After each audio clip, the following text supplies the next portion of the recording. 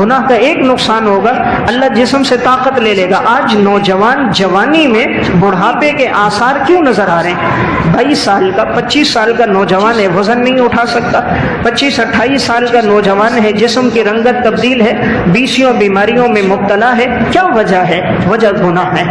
گناہ کی وجہ سے اللہ نے جسم کی طاقت لے لی۔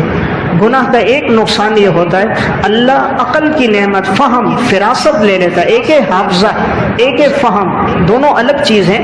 حافظے کا مطلب ہوتا ہے جو چیز سنی یاد ہو گئی، فہم کا مطلب ہوتا ہے دماغ تیز ہے، بات سنتے ہی نتیجے تک پہنچ جاتا ہے، ایک ایک آیت سے 20 مسائل کا استنباط کرتا ہے، ایک ایک حدیث سے سینکڑوں مسائل نکالتا ہے، بات دیکھ کر نتیجے پر پہنچ کر عقل مندی کی بات کرتا ہے۔ یہ اللہ تقوی پہ دیتا ہے۔ جب زندگی میں تقوی آتا ہے اللہ فہم بڑھا دیتا ہے، اور جب زندگی میں تقوی نہیں ہوتا بے وقوفی بڑھ جاتی ہے۔ وہ بات کرتا ہے بے وقوفی والی، لب کھولتا ہے لوگ کہتے ہیں کیا بات کر رہا ہے۔ فہم ہوگی اللہ فراست دے گا، جیسے ایک روایت میں آتا ہے مومن کی فراست سے ڈرو، وہ اللہ کے نور سے دیکھتا ہے۔ يهده الله فلا مضل له ومن يضلله فلا هادي له ونشهد أن لا إله إلا الله وحده لا شريك له ونشهد أن محمدا عبده ورسوله أما بعد فأعوذ بالله من الشيطان الرجيم بسم الله الرحمن الرحيم وذروا ظاهر الإثم وباطنه إن الذين يكسبون الإثم سيجزون بما كانوا يقترفون وقال الله تبارك وتعالى في مقام آخر ظهر الفساد في البر والبحر بما كسبت أيدي الناس ليذيقهم بعض الذي عملوا لعلهم يرجعون وقال الله تبارك وتعالى في مقام آخر وما أصابكم من مصيبة فبما كسبت أيديكم ويعفو عن كثير صدق اللہ العظیم۔ میرے انتہائی واجب الاحترام قابل صد احترام بھائیوں، دوستوں اور بزرگوں، میں نے آپ کے سامنے قرآن کریم کی 3 آیات تلاوت کی ہیں۔ پہلی آیت میں اللہ رب العزت ارشاد فرماتے ہیں وَذَرُوا ظَاهِرَ الْإِثْمِ وَبَاطِنَهُ، تم ظاہری گناہوں کو بھی چھوڑ دو اور باطنی گناہوں کو بھی چھوڑ دو۔ إِنَّ الَّذِينَ يَكْسِبُونَ الْإِثْمَ سَيُجْزَوْنَ بِمَا كَانُوا يَقْتَرِفُونَ، یقیناً جو لوگ گناہوں کا ارتکاب کرتے ہیں تو انہیں ان گناہوں کی سزا دی جائے گی۔ اس آیت میں اللہ رب العزت نے فرمایا ظاہری گناہوں سے بھی اپنے آپ کو بچاؤ، باطنی گناہوں سے بھی اپنے آپ کو بچاؤ۔ ظاہری گناہ جو انسان کے اعضاء سے ہو رہے ہیں، جیسے آنکھ سے انسان اگر غلط دیکھے، بد نظری کرے، ظاہری گناہ ہے۔ کانوں سے اگر ناجائز چیزوں کو سنے، ظاہری گناہ ہے۔ اسی طرح اگر ایک انسان حرام چیز کھا رہا ہے، ظاہری گناہ ہے۔ گناہ کے کام کی طرف چل کر جا رہا ہے، ظاہری گناہ ہے۔ اور بعض گناہ باطنی ہیں، جس طرح کہ حسد ہے، کینہ ہے، بغض ہے، نفرت ہے، عداوت ہے، آہت شکنی ہے۔ تو قرآن کریم میں اللہ نے فرمایا دونوں قسم کے گناہوں سے بچو، اور یقیناً جو آدمی جو بھی گناہ کرے گا اسے اس گناہ کا بدلہ دیا جائے گا۔ دوسری آیت میں اللہ رب العزت نے ارشاد فرمایا ظہر الفساد فی البر والبحر بما کسبت ایدی الناس، خشکی میں اور تری میں جو بھی فساد نظر آ رہا ہے یہ انسان کے گناہوں کی وجہ سے ہے، اور ہم چاہتے ہیں کہ بعض گناہوں کی سزا انسان کو دنیا میں دے دیں، شاید ممکن ہے کہ اپنی زندگی سے پلٹ کر آ جائے۔ یعنی اللہ سب گناہوں کی سزا دنیا میں نہیں دیتا، فرمائے چند ایک کی سزا ہم دنیا میں دے دیتے ہیں۔ ممکن ہے کہ ان سزاؤں کو دیکھ کر، محسوس کر کے انسان اپنی ماضی کی زندگی سے لوٹ کر ہدایت کی طرف، انابت کی طرف آ جائے۔ تیسری آیت میں ارشاد فرمایا وما اصابکم من مصیبت فبما کسبت ایدیکم، انسان پر جو مصیبت پہنچتی ہے وہ انسان کی بدعمالیوں کی وجہ سے پہنچتی ہے۔ وَيَعْفُو عَنْ كَثِيرٍ، لیکن بہت سارے گناہوں کو تو اللہ معاف کر دیتا ہے، یعنی ہر گناہ پر اللہ بندے کو مصیبت اور پریشانی میں مبتلا نہیں کرتا، بہت سارے گناہوں کو تو اللہ معاف فرما دیتا ہے، لیکن جو بھی مصیبت آ رہی ہے وہ انسان پر، انسان کے گناہوں کی وجہ سے آتی ہے۔ وَمَن يَعْمَلْ سُوءًا يُجْزَ بِهِ، جو آدمی برا عمل کرے گا اسے برا عمل کا بدلہ دیا جائے گا۔ قرآن کریم کی ان آیات سے جو بات ہمارے سامنے آتی ہے وہ یہ ہے کہ گناہوں کی جو سزا ہے وہ دنیا میں بھی انسان کو ملتی ہے، آخرت میں تو یقینی ہے، قبر میں تو یقینی ہے، حشر کے میدان میں تو آگے یقینی ہے جہنم کی صورت میں، لیکن بعض گناہوں کی سزا اللہ تعالیٰ انسان کو دنیا میں بھی دیتا ہے۔ اب یہ سزا کن صورتوں میں ظاہر ہوتی ہے، میں وہ چند صورتیں عرض کروں گا کہ آج جو معاشرے میں فساد ہے، بدامنی ہے، مختلف مصائب ہیں، حالات ہیں، تو یہ ہمارے گناہوں کی وجہ سے ہیں، اور گناہوں کے کیا کیا نقصانات دنیا میں یا آخرت میں سامنے آتے ہیں۔ علامہ ابن قیم رحمۃ اللہ علیہ، متوفی 751 ہجری کی کتاب ہے الداء والدواء، بیماریاں اور اس کا علاج۔ بیماریاں گناہ ہیں اور اس کا علاج توبہ کرنا ہے۔ بیماریاں انسان کی نافرمانیاں ہیں اور اس کا علاج اللہ کی طرف رجوع کرنا ہے۔ جب خدا نہ خواستہ انسان کی زندگی میں گناہ آ جائیں تو کن کن صورتوں میں ان گناہوں کے اثرات ظاہر ہوتے ہیں، اس کی علامات اور نشانیاں کیا ہیں۔ میں چند نشانیاں عرض کروں گا جس سے پتہ چل جائے گا کہ اللہ رب العزت ہم سے راضی ہے یا اللہ ہم سے ناراض ہے۔ ہر مسلمان کی یہ خواہش ہوتی ہے کہ اللہ مجھ سے راضی ہو جائے، اور یہ سب سے بڑھ کر نعمت ہے اللہ کی رضا۔ اس لیے قرآن کریم میں اللہ رب العزت نے فرمایا وَرِضْوَانٌ مِّنَ اللَّهِ أَكْبَرُ، اللہ کی رضا سب سے بڑھ کر ہے۔ ہم جتنے بھی عبادات کرتے ہیں ان تمام عبادات سے مقصود اللہ کا راضی ہونا ہے کہ اللہ تعالی ہم سے راضی ہو جائیں، یہی مقصود ہے، اور گناہ سے اللہ ناراض ہوتا ہے۔ اب ایسی کتنی صورتیں ہیں، علامات ہیں، نشانیاں ہیں کہ جس سے ہمیں محسوس ہو کہ اللہ کہیں ہم سے ناراض تو نہیں ہے، تو ایسی صورت میں ہم رجوع الی اللہ کریں۔ تو میں وہ چند علامات ذکر کروں گا، ہم میں سے ہر ایک ساتھی اپنے بارے میں محسوس کر سکتا ہے کہیں یہ نشانیاں میری زندگی میں تو نہیں ہے کہ اللہ مجھ سے ناراض تو نہیں۔ اللہ رب العزت جب کسی سے ناراض ہوتا ہے، سب سے پہلی علامت اللہ اس کے دل سے اپنی محبت نکال دیتا ہے۔ اللہ جب کسی سے ناراض ہوگا، پہلی علامت اللہ اس کے دل سے اپنی محبت نکال دے گا۔ پھر انسان کے دل میں اللہ کی محبت نہیں ہوگی، مخلوق کی محبت ہوگی۔ عورت کی محبت ہے، دولت کی محبت ہے، پیسے کی ہے، عہدے کی ہے، منصب کی ہے، جائیداد کی ہے، موبائل کی ہے، گاڑی کی ہے، عشق مجازی ہے، یہ مختلف صورتیں ہیں۔ پھر انسان ان کو چاہے گا، اللہ اپنی محبت اس کے دل سے نکال دے گا۔ اس دل میں دونوں چیزیں جمع نہیں ہو سکتی، خالق کی محبت بھی، مخلوق کی محبت بھی، پیدا کرنے والے سے تعلق بھی اور عشق مجازی بھی، یہ دونوں جمع نہیں ہو سکتی۔ اس لیے پہلی بات میں عرض کر رہا ہوں، اللہ رب العزت جب ناراض ہو تو دل سے اپنی محبت نکال دیتا ہے۔ اور ایمان کی علامت یہ ہے کہ جب اللہ راضی ہوگا سب سے زیادہ اپنی محبت اس کے دل میں ڈال دے گا۔ والذین آمنوا اشد حبا للہ، ایمان والے وہ ہوتے ہیں جنہیں سب سے زیادہ محبت اللہ رب العزت کی ذات سے ہوتی ہے۔ تو جب اللہ کسی کو اپنے قریب کرتا ہے اس کے دل میں اپنی محبت ڈال دیتا ہے، اور جب انسان گناہوں کی وجہ سے اللہ سے دور ہوتا ہے اللہ اس کے دل سے اپنی محبت نکال دیتا ہے۔ نمبر 2، ایک نشانی جب اللہ کسی سے ناراض ہو، اللہ اس کے دل سے اپنے محبوب کی محبت کو نکال دیتا ہے۔ پھر اس کے دل میں جناب رسول اللہ صلی اللہ علیہ وسلم کی محبت باقی نہیں رہتی، صرف زبانی طور پر تو کہتا ہے، حقیقتاً دل میں محبت نہیں ہوتی۔ اس لیے کہ اگر حقیقتاً دل میں محبت ہو تو انسان کی زندگی میں اطاعت رسول اور اتباع رسول ہو، پھر وہ ہر قدم پر رسول اللہ صلی اللہ علیہ وسلم کی سنتوں پر عمل کرتا ہے۔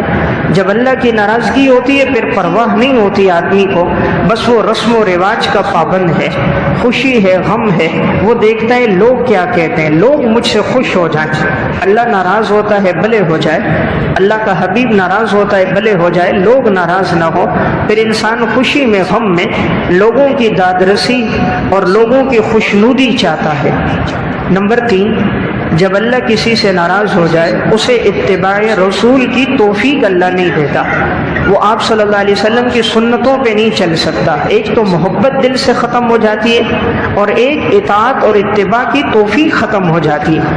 اللہ تعالیٰ نے قرآن کریم میں فرمایا ہے قُلْ إِن كُنتُمْ تُحِبُّونَ اللَّهَ فَاتَّبِعُونِي يُحْبِبْكُمُ اللَّهُ وَيَغْفِرْ لَكُمْ ذُنُوبَكُمْ، اگر تم یہ چاہو کہ اللہ تم سے محبت کرے تو تم میری اتباع کرو، اللہ تم سے محبت بھی کرے گا، اللہ تمہارے گناہوں کو بھی معاف کر دے گا۔ تو قرآن کریم میں اللہ نے اپنی محبت کو رسول اللہ صلی اللہ علیہ وسلم کی اتباع اور اطاعت کے ساتھ جوڑا۔ تو اگر ہم چاہیں اللہ ہم سے محبت کرے تو ہم چلتے پھرتے اٹھتے بیٹھتے ہر قدم پر رسول اللہ صلی اللہ علیہ وسلم کی سنتوں کو، آپ کے اسوہ حسنہ اور آپ کے اعمال کو ہم اپنی زندگی میں لے کر آئیں۔ ایک علامت جب اللہ کسی سے ناراض ہو جاتا ہے تو اللہ تعالیٰ اسے تلاوت کی توفیق نہیں دیتا۔ پھر انسان کے لیے مشکل کام قرآن کریم کی تلاوت ہوتی ہے۔ آج آپ دیکھیں بقیہ چیزوں کے لیے تو ہمارے پاس وقت ہے، آنکھ کھلتی ہے ہاتھ میں موبائل ہے، جب تک آنکھ بند نہیں ہوتی ہاتھ میں موبائل ہے، گھنٹوں موبائل پر فیس بک پہ یوٹیوب میں وقت گزر جاتا ہے، لیکن 5-10 منٹ قرآن کی تلاوت آج ہمارے لیے مشکل ہوتی ہے۔ آج کتنے مسلمان ہیں جو روزانہ 1 سپارہ قرآن کی تلاوت کرتے ہیں؟ ہر مسلمان پر قرآن کا حق ہے کہ مہینے میں کم از کم ہر مسلمان 1 قرآن تو ختم کرے۔ ہم نام کے مسلمان ہیں، سالہ سال گزر جاتے ہیں، ہمیں 1 قرآن پڑھنے کی بھی توفیق نہیں ہوتی، حالانکہ 1 سپارہ پڑھنے میں کتنا وقت لگے گا؟ آدھا گھنٹہ، 40 منٹ، 50 منٹ لگیں گے، اس سے زیادہ تو نہیں۔ تو 24 گھنٹوں میں کیا کوئی مسلمان 35-40 منٹ اپنے رب کے مقدس کلام کے لیے نہیں نکال سکتا؟ ہم گھنٹوں دکانوں پر، فیکٹریوں پہ اوور ٹائم لگاتے ہیں، یومیہ کی بنیاد پر 2-2 گھنٹے، 3-3 گھنٹے اوور ٹائم لگ رہا ہے۔ اگر یہ اوور ٹائم مسجد میں اللہ کی عبادت اور تلاوت میں لگ جائے تو مشکل کوئی نہیں ہے، اصل بات ہے اللہ کی توفیق نہیں، ہمارے گناہوں کی وجہ سے دل سیاہ ہے۔ تو ایک علامت میں نے عرض کی، جب اللہ کسی سے راضی ہوتا ہے تلاوت کی توفیق دیتا ہے، اور جب اللہ ناراض ہو جائے اس کے لیے مشکل کام قرآن کریم کی تلاوت ہوتی ہے۔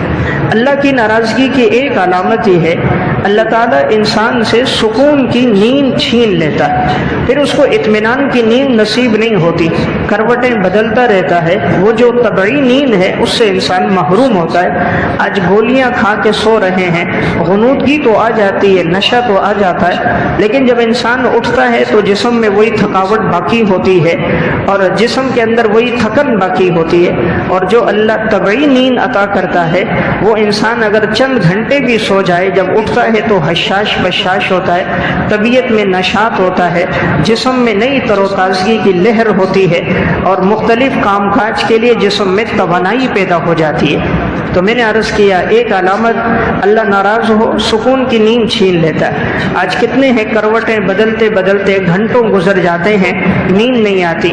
اللہ رب العزت راضی ہو، انسان فٹ پاتھ پہ بھی لیٹا ہو اطمینان سے سویا ہوتا ہے، نیچے بستر نہیں ہوتا چٹائی پہ لیٹا ہے، تکیہ موجود نہیں اطمینان سے سویا ہے، دوسری طرف ایئر کنڈیشن کمرہ ہے، پہلو میں رفیق حیات ہے، نرم و نازک گدا ہے، قالینیں بچھی ہوئی ہیں اور کمرہ اتنا سیفٹی والا ہے کہ کوئی مکھی اور مچھر اندر داخل نہیں ہو سکتا، لیکن پھر بھی سکون کی نیند سے محروم ہے۔ تو میں نے ایک بات عرض کی، اللہ راضی ہوگا سکون کی نیند دے گا۔ کراچی اجتماع میں تھا، رات کے وقت نکل رہا تھا تو ایک ساتھی کو میں نے دیکھا، بابا جی تھا، بوڑھا سا پیرا دے رہا تھا، تو اس کو نیند سے آنے لگی، ہاتھ میں ڈنڈا تھا تو غنودگی میں یوں ساتھ جھٹکا بھی لگ رہا تھا۔ تو میں نے کہا دیکھو اللہ نے کیسی بہترین زندگی دی ہے، اس حال میں بھی کہ کھڑا ہے، پیرا بھی دے رہا ہے، لیکن ساتھ ساتھ نیند بھی محسوس ہو رہی ہے۔ دوسری طرف وہ ہے جو نرم و نازک گدوں پر قالینوں پر ہیں، نیند نہیں ہے، اور یہاں چٹائیوں پر لیٹے ہوئے ہیں، اللہ نے سکون کی نیند دی ہے۔ ایک علامت، جب اللہ کسی سے ناراض ہو جائے اللہ تعالیٰ اس پر اپنی نعمتیں بند کر دیتا ہے، اپنی نعمتوں سے اسے محروم کر دیتا ہے، پھر انسان اللہ کی نعمتوں سے لطف اندوز نہیں ہو سکتا۔ آج جو مختلف بیماریاں، امراض اور مسائل اور مصائب ہیں، اس کی بنیادی وجہ انسان کی نافرمانیاں ہیں، جس کی وجہ سے اللہ نے اپنی نعمتیں بند کر دی۔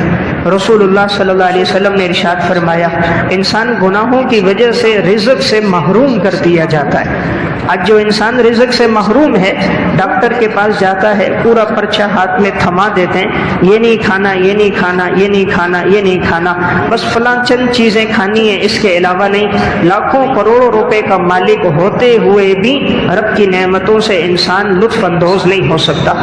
ایک ساتھی ایک جگہ مجھے ملا بیان کے بعد، وہ کہنے لگا حضرت میرے اکاؤنٹ میں 9 کروڑ روپے ہے، لیکن میری غذا یہ ہے کہ میں کاوا چائے لیتا ہوں اور 2 ڈبروٹی کے پیس ہوتے ہیں یا پاپے ہوتے ہیں، ان 2 ڈبروٹیوں کے ساتھ کاوا چائے لیتا ہوں، اس سے زیادہ اگر میں کھاؤں تو مجھے قے ہو جاتی ہے، میرا معدہ ہضم نہیں کرتا۔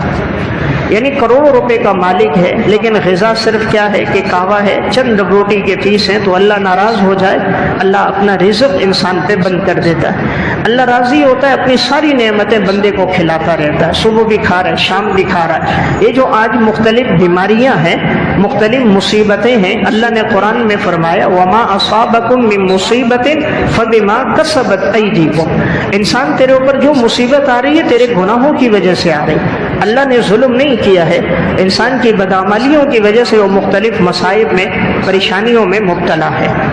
اللہ جب ناراض ہو، ایک علامت ابن قیم رحمۃ اللہ علیہ لکھتے ہیں کہ اللہ تعالیٰ انسان کے دل کو پھر گناہوں کی وجہ سے سیاہ کر دیتا ہے، زنگ لگ جاتا ہے، پھر ہدایت کی بات اس کے دل پر اثر انداز نہیں ہوتی۔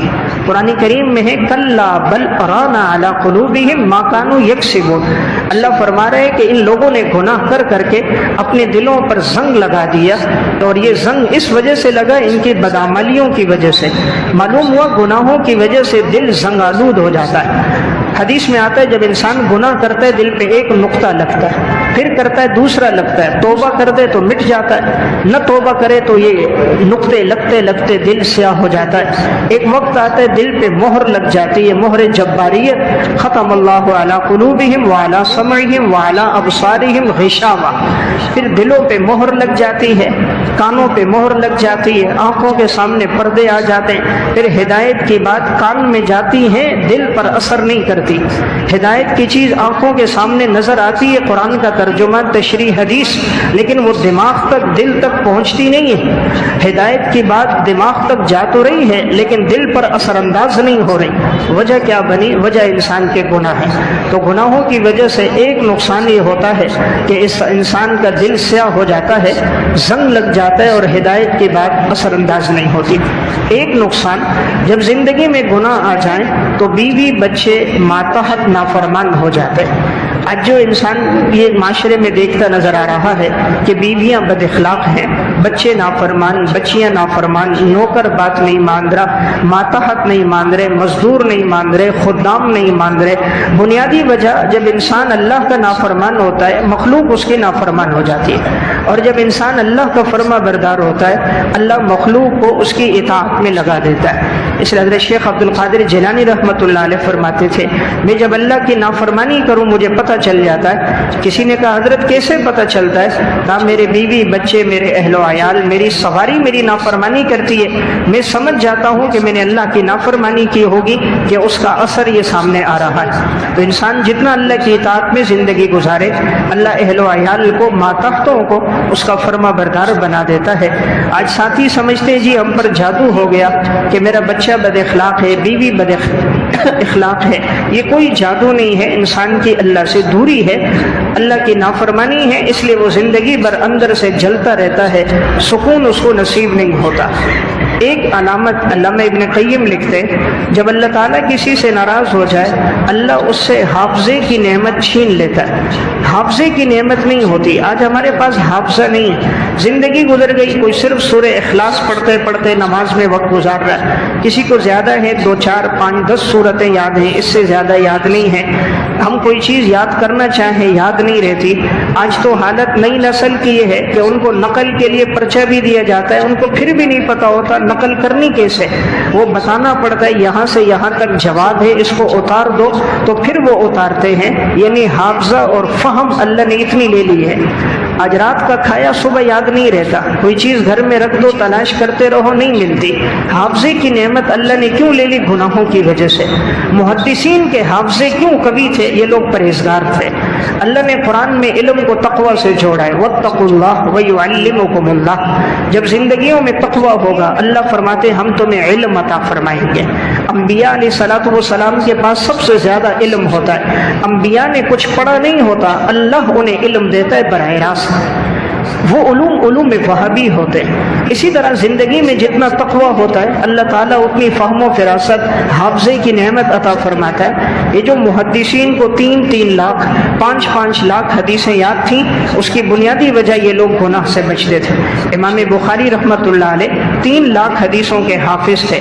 زندگی ایسی محتاط گزاری, تاریخ بغداد میں ان کے حالات میں ہے. فرماتے انی ارجو ان القى اللہ ولا يحاسبني انی اغتبت احدا. مجھے امید ہے کہ میرے نامہ اعمال میں قیامت کے دن غیبت کا گناہ نہیں ہوگا. یعنی پوری زندگی میں غیبت نہیں کی ہے.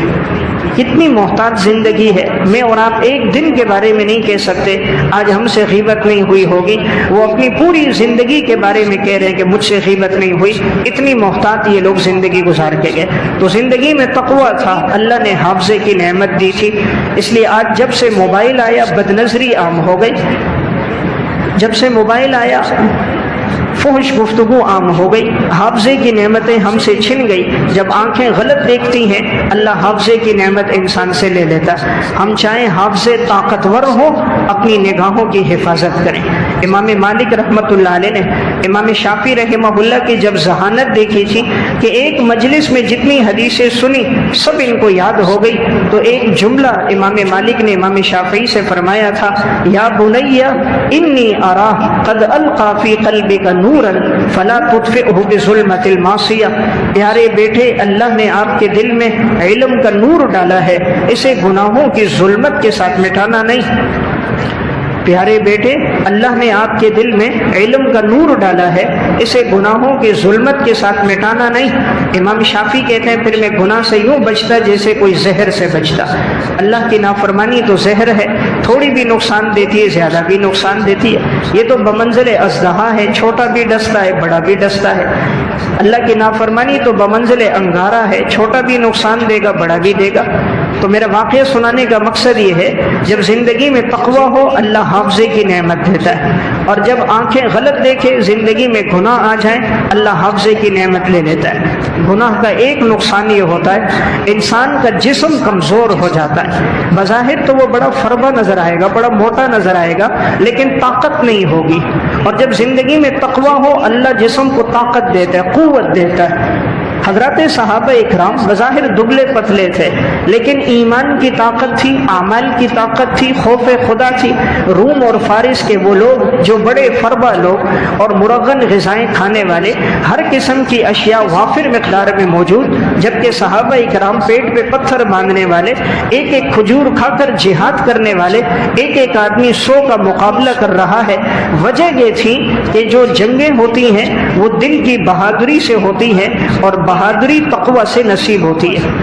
اور جب زندگی میں تقوی نہ ہو بھلے جسم فربا ہو انسان بزدل ہوتا ہے. تو اللہ تقوی پر خوف خدا پر اللہ رب العزت بہادری اور شجاعت دیتا ہے. اور جب زندگی میں گناہ حرام کھا رہا ہے, سود کھا رہا ہے, رشوت کھا رہا ہے, پھر وہ ہر چیز سے ڈرتا ہے. کبھی لال بیگ سے ڈر رہا ہے, کبھی چپکلی سے ڈر رہا ہے, کوئی آواز سنتا ہے گھبرا جاتا ہے. رات کے وقت آواز سنی گھبرا گیا. وجہ کیا ہے؟ جسم تو فربا ہے لیکن اصل طاقت دل کی طاقت ہے، اور دل کی طاقت بنتی ہے روحانیت سے، اللہ کے ساتھ تعلق سے۔ اس لیے میں ایک بات عرض کر رہا تھا، گناہ کا ایک نقصان ہوگا، اللہ جسم سے طاقت لے لے گا۔ آج نوجوان جوانی میں بڑھاپے کے آثار کیوں نظر آ رہے ہیں؟ 22 سال کا 25 سال کا نوجوان ہے، وزن نہیں اٹھا سکتا، 25-28 سال کا نوجوان ہے، جسم کی رنگت تبدیل ہے، 20 بیماریوں میں مبتلا ہے۔ کیا وجہ ہے؟ وجہ گناہ ہے۔ گناہ کی وجہ سے اللہ نے جسم کی طاقت لے لی۔ گناہ کا ایک نقصان یہ ہوتا ہے، اللہ عقل کی نعمت، فہم، فراست لے لیتا ہے۔ ایک ہے حافظہ، ایک ہے فہم، دونوں الگ چیز ہیں۔ حافظے کا مطلب ہوتا ہے جو چیز سنی یاد ہو گئی، فہم کا مطلب ہوتا ہے دماغ تیز ہے، بات سنتے ہی نتیجے تک پہنچ جاتا ہے، ایک ایک آیت سے 20 مسائل کا استنباط کرتا ہے، ایک ایک حدیث سے سینکڑوں مسائل نکالتا ہے، بات دیکھ کر نتیجے پر پہنچ کر عقل مندی کی بات کرتا ہے۔ یہ اللہ تقوی پہ دیتا ہے۔ جب زندگی میں تقوی آتا ہے اللہ فہم بڑھا دیتا ہے، اور جب زندگی میں تقوی نہیں ہوتا بے وقوفی بڑھ جاتی ہے۔ وہ بات کرتا ہے بے وقوفی والی، لب کھولتا ہے لوگ کہتے ہیں کیا بات کر رہا ہے۔ فہم ہوگی اللہ فراست دے گا، جیسے ایک روایت میں آتا ہے مومن کی فراست سے ڈرو، وہ اللہ کے نور سے دیکھتا ہے۔ ایک نعمت اللہ جب راضی ہوگا تقوی کی نعمت سے حافظہ دے گا، ناراض ہوگا تو نشانی کیا ہے؟ حافظے کی نعمت، فہم کی نعمت لے لے گا۔ ایک علامت جب اللہ کسی سے ناراض ہو جائے اللہ تعالیٰ اس کے چہرے پہ وحشت ڈال دیتا ہے۔ وحشت ہوتی ہے وہ گناہوں کی وجہ سے۔ یہ چہرہ انسان کے باطن کی نمائندگی کرتا ہے، جیسے باطن کی زندگی ہوگی ویسے چہرے کے آثار ہوں گے۔ اگر باطن اندر سے روشن ہوگا ظاہر کی زندگی بھی روشن ہوگی۔ اور جب اللہ بندے سے محبت کرتا ہے اسے محبوبیت دے دیتا ہے، اور جب اللہ ناراض ہو جائے لوگوں کے دلوں میں اس کی نفرت ڈال دیتا ہے تو کوئی اس کو پسند نہیں کرتا، تو تقوی کے ساتھ اللہ کی محبت نصیب ہوتی ہے۔ تو میں عرض کر رہا تھا گناہوں کے یہ نقصانات ہیں۔ ہم نے سمجھا کہ شاید گناہ کا نقصان آخرت میں ہوگا، ایسی بات نہیں، گناہ کے یہ نقصانات دنیا میں بھی ہیں۔ پھر جنہوں نے گناہ پہ چلے اللہ نے بسا اوقات دنیا میں مختلف صورتوں میں ان کو سزائیں دی۔ میں چند واقعات عرض کروں گا جس سے اندازہ ہوگا جو آدمی جس گناہ میں مبتلا تھا اللہ نے بعض کو دنیا میں بھی سزا دی۔ امام بیہقی رحمۃ اللہ علیہ نے شعب الایمان میں ایک واقعہ لکھا۔ تاجروں کی ایک جماعت نکلی سفر میں، راستے میں ایک تاجر کا انتقال ہو گیا۔ جب اس کی تدفین کے لیے انہوں نے ایک جگہ قبر کھودی تو نیچے سے ایک اژدہا نکلا۔ امام بیہقی بڑے محدث ہیں جنہوں نے واقعہ لکھا ہے، متوفی 458 ہجری، کہتے ہیں دوسری جگہ تاجروں نے قبر کھودی پھر اژدہا نکلا، تیسری جگہ قبر کھودی پھر ایک نیچے سے اژدہا نکلا۔ یہ گھبرا گئے کیا کیا جائے؟ حضرت عبداللہ ابن عباس رضی اللہ تعالیٰ عنہ کے پاس آئے، حضرت 3 جگہ قبریں کھودی اژدہا نکلا ہے، آپ بتائیں کیا کریں؟ فرمائے یہ اس کا کوئی گناہ ہے جس کی اس کو سزا مل رہی ہے، آپ پوری زمین کھود دو گے تب بھی یہ اژدہا نکلے گا، اس کو کسی ایک قبر میں دفنا دو۔ انہوں نے قبر میں جیسے ہی اس کو رکھا اژدہا جسم کے ساتھ لپٹ گیا۔ یہ تاجر کہتے ہیں ہم لوگ واپس آئے، ہم اس کے گھر آئے، تعزیت کی، اس کی گھر والی سے پوچھا آخر کیا بات ہے کہ ہم نے جہاں تیرے شوہر کے لیے قبر کھودی ایک اژدہا نکلا؟ گھر والی نے روتے ہوئے کہا میرا جو شوہر تھا یہ تاجر تھا، غلہ فروخت کیا کرتا تھا، لیکن یہ غلے میں اوپر اچھا غلہ رکھتا تھا اور نیچے جو گندم رکھتا غلہ تو 2 نمبر کی رکھتا تھا، اوپر اچھے ہوتی نیچے بھوسا رکھ دیتا، میں منع کرتی یہ باز نہ آتا۔ جیسے آج کا تاجر کہتا ہے خیانت نہ کریں تو دولت کیسے بڑھے گی، دھوکہ نہ دیں تو بچوں کو تعلیم کیسے دیں گے، کرپشن نہ کریں تو جائیداد کیسے بنے گی؟ تو یہ بھی یہی کہتا تھا، اوپر اچھا غلہ رکھتا نیچے 2 نمبر کا رکھتا۔ تو بیوی کہتی ہے میں منع کرتی یہ باز نہ آتا، تو شاید اسی خیانت کی اللہ نے اس کو سزا دی ہے۔ تو دیکھو میں ایک بات عرض کر رہا ہوں، گناہ کی سزا صرف آخرت میں نہیں ہے، بسا اوقات اللہ دنیا میں بھی سزا دیتا ہے۔ علامہ لالکائی رحمۃ اللہ علیہ کی کتاب ہے شرح اصول اعتقاد اہل سنہ والجماعہ، اس میں انہوں نے ایک واقعہ لکھا۔ چند ساتھی حج کے لیے گئے، حج کے سفر میں جا رہے تھے، راستے میں چلتے چلتے ایک جگہ ایک شخص کا انتقال ہو گیا۔ اب ان کے پاس قبر کھودنے کے لیے کوئی سامان وغیرہ نہیں تھا، کوئی بیلچا، کودال، گینٹیاں وغیرہ، تو قریب میں آبادی تھی، یہ لوگ آبادی میں گئے تو ایک گھر سے انہوں نے کہا کوئی گینٹی کوئی کودال وغیرہ ہو تو ہمیں دے دو۔ اس دور میں کودالیں استعمال ہوتی تھی قبر کھودنے کے لیے، تو ایک نے دے دی لیکن کہا کہ یہ واپس ضرور لے کر آنا۔ انہوں نے کہا ٹھیک ہے ہم لائیں گے۔ جب قبر کھود دی تو انہوں نے اپنے اس ساتھی کو دفنا دیا تو اب ان کو یاد نہ رہا، وہ کدال کسی ساتھی سے قبر میں رہ گئی۔ جب قبر اوپر سے بند کر دی، بعد میں ان کو خیال آیا وہ کدال تو قبر میں رہ گئی اور ہم نے تو وعدہ کیا تھا ہم تمہیں واپس لے کر آئیں گے۔ تو کسی نے کہا قبر ایک جانب سے کھول دو۔ علامہ لالکائی ایک بڑے محدث ہیں، وہ لکھتے ہیں جیسے قبر ایک جانب سے کھولی، اندر کیا دیکھا کہ وہی جو کدال ہے وہ سرخ ہے جس طرح کے انگارے ہوتے ہیں آگ کی مانند، اور اسی کے ساتھ اس کے ہاتھ پاؤں یوں بندھے ہوئے ہیں، اور وہ شخص عذاب میں مبتلا ہے اور جسم کی رنگت تبدیل ہو گئی ہے، جسم بالکل سرخ ہو گیا ہے اور کدال یوں سرخ ہے، چمک رہی ہے جس طرح کے لوہے کو آگ میں ڈالو تو سرخ ہو جاتا ہے۔ تو یہ لوگ گھبرا گئے کہیں ایسا نہ ہو ہم میں کوئی ہاتھ لگائے اور ہاتھ جل جائیں، جلس جائیں۔ انہوں نے قبر بند کی، اس گھر والے کے پاس آئے، کہا جتنی قیمت ہے ہم سے لے لو، وہ کدال ہم نہیں نکال سکتے، ہم نے تو دیکھا ہے وہ عذاب میں مبتلا ہے۔ تو انہوں نے وہ قیمت دے دی۔ یہ لوگ حج کر کے واپس آئے تو اس گھر میں گئے، تعزیت کی، تو اب انہوں نے اس کی بیوی سے پوچھا کہ آخر کیا بات ہے کہ تمہارا شوہر تو ایک اچھے سفر پہ جا رہا تھا، حج کا سفر تھا، لیکن حج کے سفر میں راستے میں انتقال ہوا، ہم نے قبر کھودی، کدال اندر رہ گئی ہم سے، ہم نے دیکھا وہ عذاب میں مبتلا، آخر کیا بات ہو سکتی ہے؟ سفر تو بڑا پاکیزہ سفر تھا۔ گھر والی نے کہا بات یہ ہے کہ میرا یہ شوہر تاجر تھا، اس سے پہلے ایک سفر میں یہ اپنے ساتھی کے ساتھ گیا تھا تو اس کو اللہ نے دولت دی تھی، تو میرے شوہر نے راستے میں اس کو کوئی بے ہوشی کی چیز کھلا کر پھر اس کو قتل کر دیا تھا اور اس کی وہ ساری دولت اور پیسہ لے لیا تھا اور اسی حرام کے پیسے سے حج پہ جا رہا تھا، وہی حرام کا مال تھا، اسی پہ حج پہ جا رہا تھا۔ تو دیکھیں حج بھی نصیب نہ ہوا، راستے میں اللہ نے موت بھی دے دی اور عبرتناک موت دے دی کہ دوسروں کے لیے وہ عبرت کا نشان بن گیا۔ تو میں ایک بات عرض کر رہا ہوں، انسان یہ سمجھتا ہے کہ میں نے گناہ کیا، کون دیکھ رہا ہے، کون پکڑے گا؟ آج کسی کو بولو نا کہ میرے ہاتھ بڑے لمبے ہیں، میں تو بڑا طاقتور ہوں، میری پونچھ بہت زیادہ ہے، او بھائی اللہ سے زیادہ طاقتور کوئی نہیں، اللہ کی گرفت سے زیادہ سخت گرفت کسی کی نہیں۔ ان بطش ربک لشدید، تیرے رب کی پکڑ بڑی سخت ہے۔ واملی لہم ان کیدی متین، ہم ڈھیل ضرور دیتے ہیں لیکن ہماری گرفت بڑی سخت ہوتی ہے۔ تو اس لیے میں ایک بات عرض کر رہا ہوں، گناہوں کی سزا اللہ نے صرف آخرت میں نہیں رکھی، جیسے نیک اعمال کا بدلہ اللہ دنیا میں بھی دے رہا ہے، اسی طرح اللہ رب العزت گناہوں کی سزا بھی انسان کو دنیا میں دیتا ہے۔ مکافات عمل میں ایک واقعہ ڈاکٹر عبدالغنی فاروق نے لکھا، ایک شخص تھا، پروفیسر تھا، بڑا ماجد خان نام تھا، لیکن بدبخت سطح دہری قسم کا تھا، اللہ کی ذات کا انکار کرتا، رسول اللہ صلی اللہ علیہ وسلم کا انکار کرتا، آپ علیہ السلام پر، شریعت پر، دین پر اعتراضات کرتا، مذاق کرتا رہتا۔ تو ایک دفعہ اس کا ایک بھائی امریکہ میں تھا، تو اس بھائی نے کہا میں پیسے بھجواتا ہوں، والدہ کو عمرے پہ لے جاؤ۔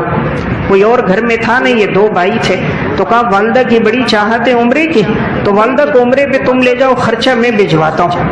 اب یہ جو تھا پروفیسر ماجد خان، یہ اپنے دوستوں سے کہنے لگا مجھے عمرہ کرنے کا کوئی شوق نہیں ہے، نہ مکہ جانے کا شوق ہے، نہ مدینہ جانے کا، وہاں آدمی کیوں جائے، نہ وہاں کوئی نہریں ہیں، نہ خوبصورتی ہے، نہ کوئی خوبصورت مقامات ہیں، وہاں آدمی پیسہ لگائے تو کیوں لگائے، لیکن چلو بھائی بھیج رہا ہے میں چلا جاتا ہوں ورنہ میرا دل نہیں کر رہا۔ اب بھائی نے پیسے بھیجے، اس نے یہاں پاسپورٹ بنایا، ٹکٹ لے لیا، والدہ کے ساتھ جہاز میں جیسے بیٹھا، جدہ ایئرپورٹ پہ اترا، اچانک فالج کا حملہ ہو گیا اور اتنا بیمار ہو گیا کہ قدم بھی نہیں رکھ سکتا تھا۔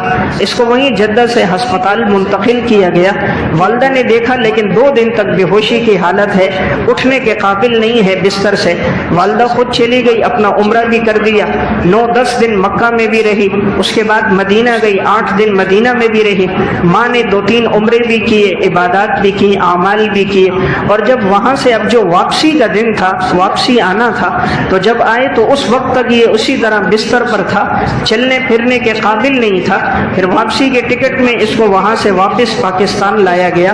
یعنی اللہ اس کے اس گناہ کی وجہ سے ایسا ناراض ہوا، اللہ نے اس کو حرم میں قدم رکھنے کی بھی توفیق نہیں دی، نہ بیت اللہ میں قدم رکھ سکا، نہ مسجد نبوی میں قدم رکھ سکا، نہ عمرہ کر سکا، نہ بیت اللہ کو دیکھ سکا۔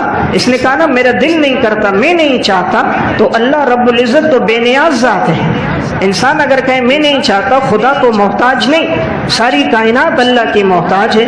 یا ایھا الناس انتم الفقراء الی اللہ واللہ هو الغنی الحمید، کائنات کے تمام لوگوں تم اللہ کے محتاج ہو اور اللہ بے نیاز ذات ہے، قابل ستائش، قابل تعریف ہے، وہ کسی کا محتاج نہیں۔ تو میں ایک بات عرض کر رہا تھا، گناہ کی سزا اللہ رب العزت نے صرف آخرت میں نہیں رکھی، اللہ قرآن میں کہہ رہا ہے ہم دنیا میں بھی دیتے ہیں۔ وما اصابکم من مصیبت فبما کسبت ایدیکم، انسان جو بدعمالیاں کر رہے ہیں ان کا بدلہ اس کو دنیا میں بھی سامنے آ رہا ہوتا ہے۔ ایک واقعہ لکھا ہے حضرت مولانا پیر ذوالفقار احمد نقشبندی صاحب رحمۃ اللہ علیہ کے خطبات فقیر میں ہے۔ حضرت نے اس میں ایک واقعہ لکھا کہ اسی طرح ایک ڈاکٹر تھا، تو والدین حج پہ گئے، بیٹا ڈاکٹر تھا، اس سے کہا کہ بیٹا چلو تم بھی ہمارے ساتھ۔ اول تو وہ تیار نہیں ہوا، پھر اس نے ماں باپ نے جب زور لگایا کہ نہیں آ جاؤ، مسلمان ہو، حج کر لو گے، طواف کر لو گے، تو اب جب اس کا ٹکٹ ہو گیا، جیسے ہی بیت اللہ کے قریب پہنچا تو کہنے لگا میرا دل نہیں کر رہا، میں نہیں جا سکتا، میں برداشت نہیں کر سکتا، میرے دل کی کیفیت بدل گئی ہے۔ ماں باپ نے اس کو ہوٹل واپس بھیج دیا، والدین خود اندر گئے، پہلے جاتے ہی انہوں نے عمرہ کر دیا، حج کے ایام میں حج کیا، یہ ان دنوں میں ہوٹل ہی میں تھا، نہ عمرے کی توفیق ہوئی نہ حج کی توفیق ہوئی، واپسی میں ساتھ واپس آ گیا۔ یعنی اللہ کی ایسی ناراضگی تھی کہ اللہ رب العزت نے اس کے قدم کو بھی حرم میں رکھنے کی اللہ نے اس کو توفیق نہیں دی۔ تو میں ایک بات عرض کر رہا ہوں، انسان اپنے گناہوں کی وجہ سے حالات سے دوچار ہوتا ہے۔ رب العالمین کی ذات تو بے نیاز ذات ہے، ہاں اگر قدردانی ہو، دل میں شوق ہو، محبت ہو، اللہ تو بندے کے ارادے کو دیکھتا ہے نا، نیت کو دیکھتا ہے۔ اگر نیت اور شوق موجود ہو، رب العالمین اسباب پیدا کر دیتا ہے۔ علامہ یافعی رحمۃ اللہ علیہ نے روض الریاحین فی حکایات صالحین میں ایک واقعہ لکھا۔ ایک مرید حضرت جنید بغدادی رحمۃ اللہ علیہ کے پاس آیا اور کہنے لگا حضرت حج کے قافلے جا رہے ہیں، سارے لوگ حج پہ جا رہے، میرا بڑا شوق ہے میں حج کروں، میں اللہ کا گھر دیکھوں، طواف کروں، عمرہ کروں، آپ علیہ الصلوۃ والسلام کے روزے پہ حاضری دوں، لیکن میری وسعت نہیں ہے، آپ دعا کر دیجئے اللہ کے خزانے میں کمی کوئی نہیں، اللہ تعالیٰ مجھے اس سال حج نصیب فرما دے۔ جب وہ یہ کہہ رہا تھا آنکھوں سے آنسو بہ رہے تھے، دل میں تڑپ تھی، زبان دل کی ترجمان ہوتی ہے، چہرے کی کیفیت عکاسی کرتی ہے۔ حضرت جنید سمجھ گئے طلب صادق ہے، سچے دل سے کہہ رہا ہے۔ حضرت جنید نے جیب میں ہاتھ ڈالا تو 1 درہم تھا۔ حضرت جنید بغدادی رحمۃ اللہ علیہ نے درہم دیا اس کو، اللہ سے دعا کی کہ یا اللہ میرے پاس یہی ہے تو اس میں اتنی برکت ڈال دے کہ تو اس کو حج کی توفیق، حج کی سعادت نصیب فرما دے۔ جنید نے اس کو درہم دیا اور جا کر کہا جہاں سے قافلے روانہ ہوتے ہیں حج پر، وہاں جا کر کھڑے ہو جاؤ، اللہ کا ذکر کرتے رہو، اللہ تمہاری ترتیب بنا دے گا۔ اس دور میں قافلے اونٹوں پہ، گھوڑوں پہ روانہ ہوتے تھے، یہ وہیں جا کر کھڑا ہو گیا۔ ایک قافلہ جا رہا تھا، قافلے والوں نے اس کو دیکھا، ان کے دل میں اللہ نے اس کی محبت ڈال دی، پوچھا بھائی کیوں کھڑا ہے؟ کہا حج کا ارادہ ہے۔ کہا تیری سواری؟ کہا سواری تو میرے پاس نہیں ہے، نیت یہ ہے کہ اللہ مجھے توفیق دے دے۔ انہوں نے کہا ہمارے پاس ایک سواری خالی ہے، ایک ساتھی نے جانا تھا وہ بیمار ہو گیا، وہ نہیں جا سکا، اس کی سواری موجود ہے، ویسے ہم خالی چلا رہے ہیں، چلتے ہو ہمارے ساتھ چلو۔ انہوں نے ساتھ اس کو بٹھا دیا۔ اب پورے سفر میں کہ یہ مہمان ہے، جہاں کھانا کھاتے ساتھ کھانا کھلاتے، جہاں جاتے اٹھتے بیٹھتے یہ ان کے ساتھ ہوتا، یہاں تک کہ اس نے حج بھی کر دیا، مدینہ بھی حاضری ہو گئی۔ جو کچھ خریدنا تھا، کھجوریں وغیرہ ضرورت کا سامان، انہوں نے کہا یہ ہمارا ساتھی ہے، سب نے کہا مہمان کا اکرام کریں گے۔ انہوں نے کچھ جمع کر کے اس کو کھجوریں وغیرہ تحفے تحائف بھی خرید کے دے دیے۔ جب یہ حج کر کے واپس آ گیا، حضرت جنید بغدادی رحمۃ اللہ علیہ کی خدمت میں پہنچا، ہاتھ میں کھجوریں تھی، زمزم تھی، کچھ تحفہ تھا، حضرت جنید کو پیش کیا۔ جیب سے وہ 1 درہم نکالا، حضرت جنید کو دیا، فرمایا حضرت آپ نے ایسی دعا کی تھی، اللہ نے ایسی برکت ڈالی، 1 درہم خرچ بھی نہیں ہوا اور اللہ نے حج بھی کرا دیا۔ حج کر کے بھی واپس آ گیا اور 1 درہم بھی خرچ نہیں ہوا۔ حضرت جنید کو اس نے وہ درہم واپس کیا۔ تو یہ حج عمرے کی سعادت پیسے سے نہیں ہوتی، قبولیت سے ہوتی ہے۔ اگر کوئی سمجھے میرے پاس پیسہ ہے میں نہیں جاتا، یہ ناراضگی ہے، کہیں اللہ توفیق نہیں دیتا۔ خود بات فقیر میں ایک واقعہ ہے، ایک شخص تھا 65 سال عمر ہو گئی، مال دولت بہت تھا، اتنا پیسہ تھا کہ وہ اگر روزانہ عمرہ کرنا چاہے تو کر سکتا تھا، اتنی دولت اس کے پاس تھی۔ ساتھیوں نے بڑا کہا بھائی اب تو بڑھاپا ہے، بیماریاں لگ گئی، موت کے قریب ہو، اب تو حج کر لو۔ تو اول تو تیار نہیں ہوا، کچھ دوستوں نے زور دیا تو تیار ہو گیا۔ اب پاسپورٹ وغیرہ بنا دیے، ٹکٹ وغیرہ لے لیا۔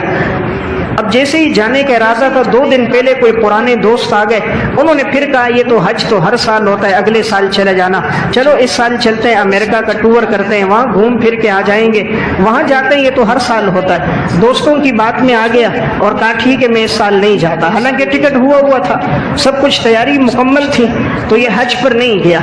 اب وہ جو ٹکٹ پہ تو تاریخ بھی تھی جانے کی، واپسی آنے کی بھی، اب وہ جو واپسی آنے کی تاریخ تھی اس کے 3 دن کے بعد اس کا انتقال ہو گیا، 3 دن کے بعد اس کا انتقال ہو گیا۔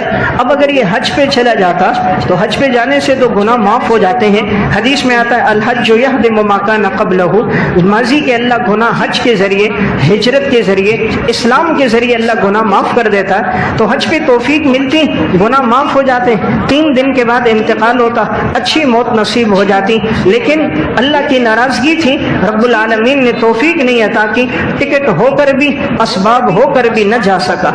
اس لیے میں ایک بات عرض کر رہا تھا، یہ عبادت اور اعمال اللہ کی توفیق سے۔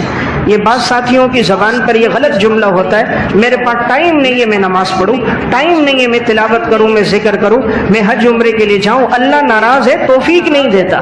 ٹائم کی کیا بات، جس رب کے تابع ہے، چیونٹی سے لے کر ہاتھی تک، کائنات کی ساری مخلوق جس کے امر کے تابع ہے، ہماری کیا مجال ہم اس کے تابع نہ ہوں، لیکن وہ رب العالمین جس سے راضی ہوتا ہے اسے اعمال اور عبادات کی توفیق دیتا ہے۔ یہ اللہ سے مانگنی چاہیے، اللہ عبادت کی توفیق دے، اعمال میں ہماری زندگی گزارے۔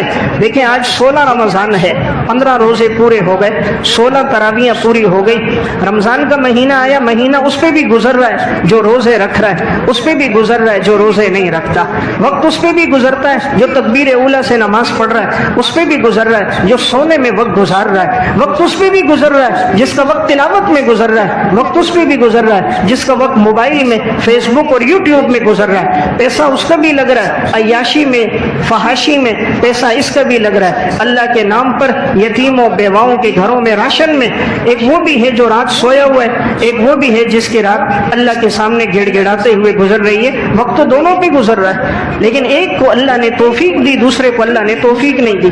اس لیے میں ایک بات عرض کر رہا تھا، یہ اعمال اللہ کی توفیق سے، اللہ سے مانگنا چاہیے، اللہ عبادت کے ساتھ، اعمال کے ساتھ انسان کو، انسان کی اولاد کو اللہ جوڑ کے رکھے۔ تو میں ایک بات عرض کر رہا تھا کہ گناہ کی سزا صرف انسان کے لیے اللہ نے آخرت میں نہیں رکھی، دنیا میں بھی ہے، جیسے نیک اعمال کا بدلہ ہے ویسے ہی گناہ کی بھی سزا ہے۔ امام ذہبی رحمۃ اللہ علیہ کی کتاب الکبائر اور ابن حجر ہیثمی کے الزواجر عن اقتراف الکبائر، دونوں میں ایک واقعہ لکھا ہوا ہے۔ ایک نوجوان تھا، ابتدا میں وہ کفن چور تھا، زندگی ابتدا کی اس میں گزر گئی، اللہ نے اس کو توبہ کرنے کی توفیق دی، اس نے اپنا واقعہ اس دور کا جو بادشاہ تھا عبد الملک بن مروان کو سنایا۔ عبد الملک نے پھر کہا اس واقعے کو محفوظ کرو۔ اس کفن چور نے کہا میری زندگی ابتدا میں اس میں گزری، لیکن میں نے ایک خواب دیکھا، اس کے بعد میں نے توبہ کی۔ کہا کیا خواب دیکھا؟ اس نے اپنا خواب سنایا۔ امام ذہبی الکبائر میں لکھتے ہیں خواب یہ تھا، کہتے ہیں میں نے دیکھا کہ میں ایک قبر کو کھود رہا ہوں، اندر سے میں نے ایک شخص کو دیکھا جس کا چہرہ قبلے سے پھرا ہوا ہے، چہرے کا رنگ تبدیل ہے اور چہرہ قبلے کی طرف نہیں ہے، قبلے سے بالکل ہٹا ہوا ہے، اور تو میں بالکل گھبرا گیا کہ عذاب میں مبتلا ہے۔ تو کہتا ہے میں خواب میں دیکھتا ہوں پیچھے ہٹتا ہوں، کوئی کہتا ہے کہ پوچھتے نہیں ہو کہ اس کا چہرہ کیوں قبلے سے پھرا ہوا ہے، کیوں عذاب میں مبتلا ہے؟ کہتے ہیں میں نے پوچھا کیوں مبتلا ہے؟ کہا یہ زندگی میں نماز نہیں پڑھتا تھا، اس نے اپنا چہرہ ہماری طرف نہیں کیا، اب رشتہ دار آ کر اس کا چہرہ قبلے کی طرف کرتے ہیں، تو اب اللہ نے اس کا چہرہ قبلے سے پلٹ دیا تو چہرہ سیاہ ہو گیا تھا۔ کہتا میں نے خواب میں اسی طرح دیکھا، میں نے ایک دوسری قبر کھودی، دوسری قبر میں دیکھتا ہوں اس شخص کا چہرہ خنزیر کی صورت میں مسخ ہو گیا ہے اور آگ کی بیڑیاں ہیں اس کے ہاتھوں اور پاؤں میں۔ کہتا میں گھبرا گیا تو میں باہر نکلنے لگا، پوچھتا ہوں یہ کس وجہ سے عذاب میں مبتلا ہے؟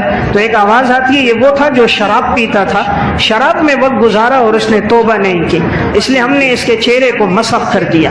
کہتا میں نے خواب میں تیسری قبر کھودی، میں نے دیکھا ایک شخص ہے اور اس کی زبان یہاں گدی سے نکالی ہوئی ہے اور لوہے ہیں گرم کر کے اس کے منہ میں ڈالا ہوا ہے اور گدی سے اس کو نکالا ہوا ہے۔ میں گھبرا گیا، میں نے پوچھا یہ کون ہے، کس وجہ سے سزا ہے؟ کہا یہ چغلخوری کرتا تھا، جھوٹ بولتا تھا، دو گھرانوں میں آپس میں لڑائیاں ڈالتا، فساد کرتا، ہم نے اس فساد کی اس کو سزا دی۔ کہتا میں نے چوتھی قبر کھودی، میں نے دیکھا اس شخص کا چہرہ بھی قبلے سے پھرا ہوا ہے اور وہ عذاب میں مبتلا ہے۔ میں نے پوچھا یہ کون آدمی تھا؟ کہا یہ نماز نہیں پڑھتا تھا۔ کوئی نماز کا کہے تو یہ کہتا میرے پاس فرصت نہیں ہے، اس لیے ہم نے اس کو عذاب میں مبتلا کیا۔ کہتا میں نے پانچویں اور آخری قبر جب کھودی، میں کیا دیکھتا ہوں کہ ایک تخت لگا ہے، اس تخت پر ایک نوجوان بیٹھا ہے، بڑا خوبصورت ہے، تا حد نگاہ قبر انسان کی کشادہ ہے اور مختلف اس میں باغات ہے، نہریں اس میں جاری ہیں۔ میں بڑا خوش ہو گیا کہ اللہ نے اس کو بڑی خوبصورت قبر دی، آخرت کی بڑی بہترین خوشگوار زندگی عطا کی۔ تو مجھ سے پوچھنے والا پوچھتا ہے پوچھتے نہیں ہو کہ ہم نے اس کو خوبصورت زندگی کیوں دی؟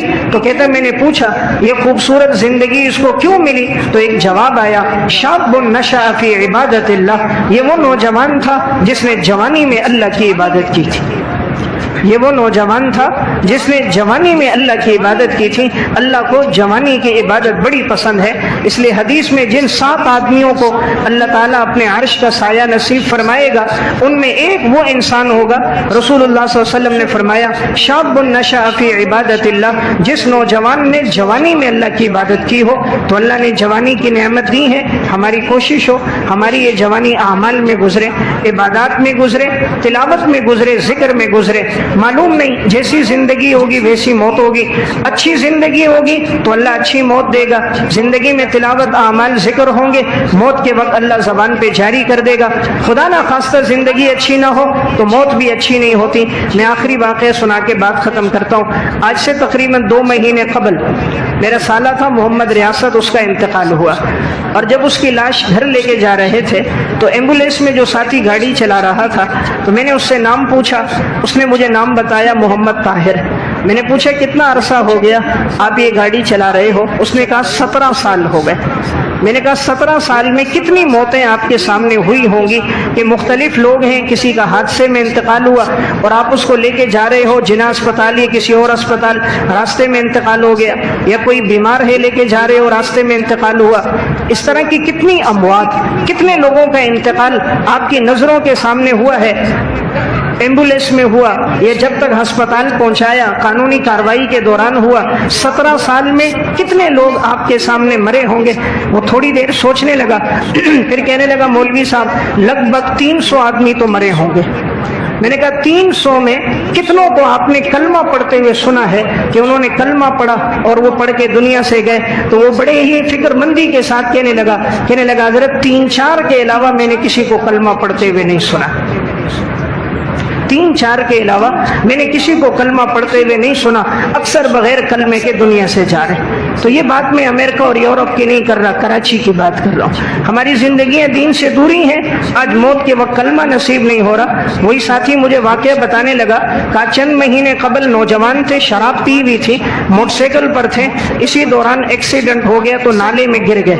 تو کہا جب ان کی لاشیں ہم لے کے جا رہے تھے اسپتال، کہا منہ سے بدبو آ رہی تھی، شراب کی بدبو تھی، یعنی اس حال میں موت آئی کہ شراب پی ہوئی ہے، شراب کا نشہ ہے، گندے پانی میں نالے میں گرے اور اس حال میں دنیا سے چلے گئے، کلمہ بھی نصیب نہیں ہوا۔ میں نے اس سے پوچھا کسی کو آپ نے یاسین پڑھتے ہوئے بھی دیکھا کہ موت کے وقت اس کی زبان پر یاسین ہو؟ اس نے ایک واقعہ سنایا، کہنے لگا ایک نوجوان تھا، طالب علم تھا، مدرسے جا رہا تھا، موٹر سائیکل پر تھا، راستے میں ایکسیڈنٹ ہو گیا۔ کہتے ہیں اس کا یہ ٹرالی کے نیچے آیا تو یہ نچلا حصہ اس کا بالکل ختم ہو گیا تھا، اس کے یہ ہڈیاں جتنی تھی یہ ساری ٹوٹ گئی تھی، اوپر کا جسم ابھی تھوڑا صحیح سالم تھا، نیچے کے جسم میں طاقت موجود نہیں تھی، آخری سانسیں لے رہا تھا۔ کہتے ہیں میں جیسے پہنچا میں نے اس طالب علم کو اٹھایا اور اپنی ایمبولینس میں ڈالا۔ جیسے میں نے گاڑی تیز کی کہ کسی طرح میں اس کو پہنچاؤں، ہو سکتا ہے اس کی جان بچ جائے۔ اس نے پہلے مجھے کہا مجھے موبائل دو، میں اپنے گھر اطلاع دیتا ہوں کہ میرے ساتھ حادثہ ہوا۔ کہتے ہیں میں نے اس کو موبائل دیا، اس نے فون ملایا، اپنی والدہ کو اطلاع دی کہ اس طرح حادثہ ہوا ہے، میرا ایکسیڈنٹ ہو گیا ہے، مجھے اسپتال لے کے جا رہے ہیں، اماں جی میرے لیے دعا کرنا، کوئی غلطی ہو گئی تو مجھے معاف کرنا۔ وہ کہتا ہے انہوں نے مجھے موبائل دیا، کہا وہ نوجوان طالب علم نے یاسین شروع کر دی، کہا وہ یاسین پڑھ رہا تھا، میری کانوں میں آواز آ رہی تھی، میں نے گاڑی کو تیز کر دیا اور الارم خوب بجایا کہ جب تک میں اس کو پہنچاؤں اللہ کرے اس کی زندگی بچ جائے۔ کہا وہ پڑھتا جا رہا تھا، حالانکہ بڑی تکلیف میں تھا، نیچے کا جسم اس کا ختم ہو گیا تھا، کوئی ہڈیاں باقی نہیں تھی لیکن جسم میں جان تھی۔ کہا میں گاڑی تیز چلا رہا ہوں، وہ یاسین پڑھتا جا رہا ہے۔ جب تک جنا اسپتال تک پہنچے تھے میں اس کو اندر لے کر گیا، اس کی یاسین پوری ہو گئی۔ جب تک ڈاکٹر آئے اور علاج معالجے شروع کرنے لگے، اس نے میری طرف دیکھا، کہا آپ کا شکریہ آپ مجھے یہاں تک لے کر آئے۔ کہا یوں شہادت کی انگلی اٹھائی، آسمان کی طرف دیکھا، پڑھا اشہد ان لا الہ الا اللہ واشہد ان محمد عبدہ ورسولہ، کہا پڑھا اور آنکھوں میں آنسو تھے اور اسی وقت انتقال ہو گیا۔ کہا 17 سال میں یہ موت میں نے دیکھی ہے کہ اس نوجوان نے صرف کلمہ پڑھ کر نہیں گیا، وہ طالب علم حافظ تھا، کہا صرف کلمہ نہیں یاسین پڑھ کر اس تکلیف کی حالت میں، شدت میں، پریشانی میں بھی پوری یاسین پڑھی ہے، کلمہ پڑھا ہے، دنیا سے گیا ہے۔ ورنہ 300 کے لگ بھگ لوگ مرے ہیں، 3-4 کے علاوہ کو کلمہ نصیب نہیں ہوا۔ تو رمضان کا بابرکت مہینہ ہے، میں اور آپ بھی اللہ سے دعا کریں اللہ ہمیں خوبصورت موت عطا کرے۔ دنیا سے اگر ہم جائیں ہماری زبان پہ کلمہ ہو، یاسین ہو، خوشگوار موت ہو، اچھی موت اللہ نصیب فرمائے، بری موت سے، پریشانیوں سے اللہ ہماری حفاظت کرے۔ اللہ ہم سب کو عمل کی توفیق عطا فرمائے۔